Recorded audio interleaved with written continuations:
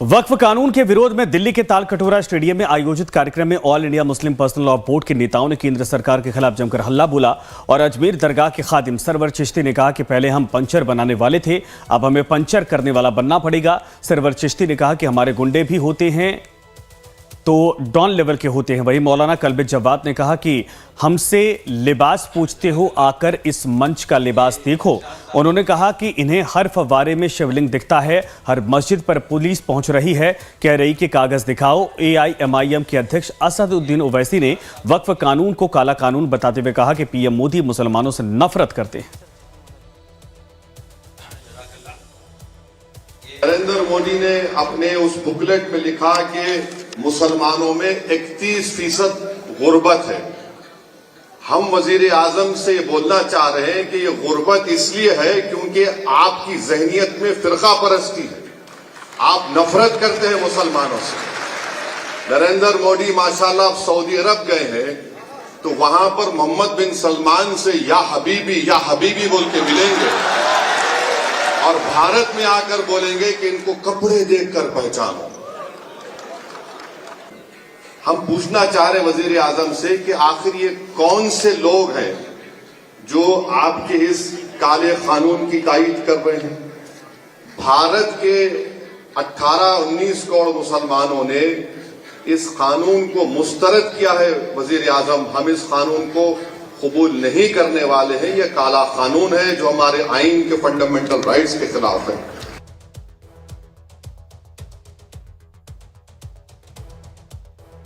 तो असदुद्दीन ओवैसी की तरफ से कहा गया कि जानबूझकर परेशान किया जा रहा है।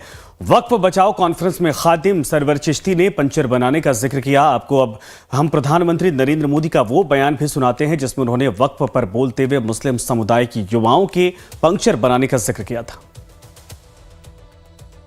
साथियों, वक्फ के नाम पर लाखों हेक्टेयर जमीन पूरे देश में है।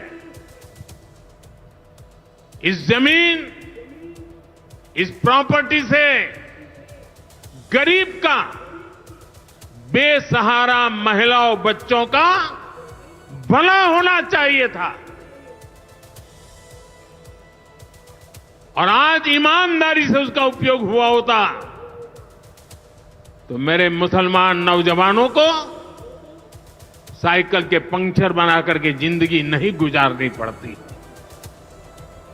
लेकिन इससे मुट्ठी भर भू माफिया का कोई भला हुआ। पसमानदा मुस्लिम इस समाज को कोई फायदा नहीं हुआ और ये भू माफिया किसकी जमीन लूट रहे थे?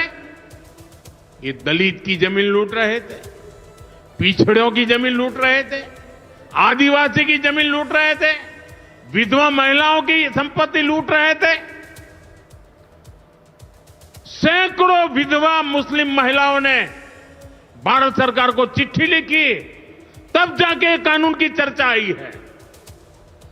वक्फ कानून में बदलाव के बाद अब ये गरीबों से जो लूटा जा रहा है वो बंद होने वाला है। तो केंद्रीय मंत्री किरण रिजिजू ने मुंबई में दिया बयान, कहा वक्फ के पास सबसे ज्यादा प्रॉपर्टी है। रिजिजू ने कहा कि हम गरीबों को उनका हक वापस देंगे। इसके साथ ही वक्फ कानून का विरोध करने वालों पर भी किरण रिजिजू ने जमकर प्रहार किया।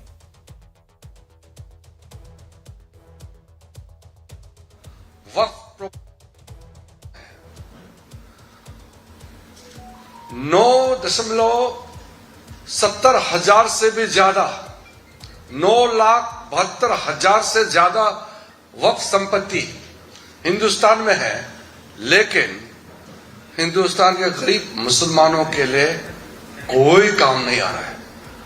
काम नहीं आ रहा है वो एक बात है, लेकिन उसका दुरुपयोग, मिस यूज, वक्फ संपत्तियों को कब्जा करके जो लूटे जा रहा है, यह भी एक चिंता का विषय है।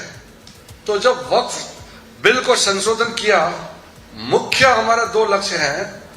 गरीबों को, गरीब मुसलमानों को फायदा पहुंचाना, जिस लक्ष्य से वक्फ प्रॉपर्टी बनाया गया है उसका अंजाम दिलवाना, और फिर उसको जो लूटा जा रहा है, मिसयूज किया जा रहा है, उसको भी रोक लगाना, ये दोनों हमारे लिए बहुत जरूरी है। हम लोग विपक्ष में बैठ करके काम किया है। हम लोगों ने कभी नहीं कहा कि संसद का कानून का हम नहीं मानेंगे। हम लोगों ने कभी भी सड़क पे उतर के ये नहीं कहा। हम लोग दबाव डालते थे, कानून बदलना चाहिए, कानून बनाना चाहिए, ये कहते थे। हमने कभी ये नहीं कहा कि संसद का कानून का हम नहीं मानेंगे। हम कैसे कह सकते हैं इस देश का नागरिक होते हुए? इसलिए ये लोग जो काम कर रहे हैं, ये देश को बहुत नुकसान पहुंचाने वाले हैं और ये गलत फहमी में ना रहे। मुसलमानों में भी बहुत बड़ा वर्ग के लोग, लाखों लोग आकर के प्राइम मिनिस्टर मोदी जी को धन्यवाद दे रहे हैं, थैंक यू बोलने के लिए आ रहे हैं। मेरे पास भी लाखों लोग आ रहे हैं। इसलिए ये गलत फहमी में नहीं रहना चाहिए कि सारा मुसलमान विरोध कर रहे हैं। कुछ मुसलमान जो गुमराह किया हुआ है और कुछ मुसलमान जो मुसलमानों को वोट बैंक ट्रीट करते हैं, वो लोग गुमराह कर रहे हैं, वो सड़क पर उतारने का नाटक कर रहे हैं। आम मुसलमान इस वक्फ संशोधन अधिनियम का समर्थन कर रहे हैं, स्वागत कर रहे हैं। इसमें कोई कंफ्यूजन नहीं होना चाहिए। पूरा देश एक साथ है और इतना बड़ा देश का संपत्ति को लूटने वालों को हम लोग पूरा लोगों के सामने में एक्सपोज करेंगे। गरीब मुसलमानों का हक को छीना है कांग्रेस पार्टी और वक्फ बोर्ड के लोगों ने, मुतावाली लोगों ने, और जो मुसलमानों का कुछ ठेकेदार लोग हैं, इन लोगों ने लूटा है, छीना है उन लोगों ने।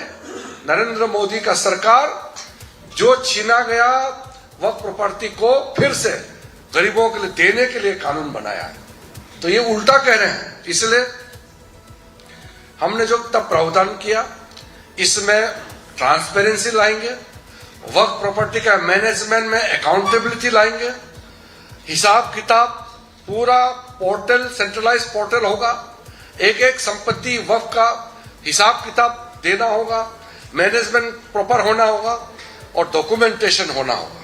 पूरा प्रॉपर डॉक्यूमेंटेशन से वक्फ प्रॉपर्टी चलेगा।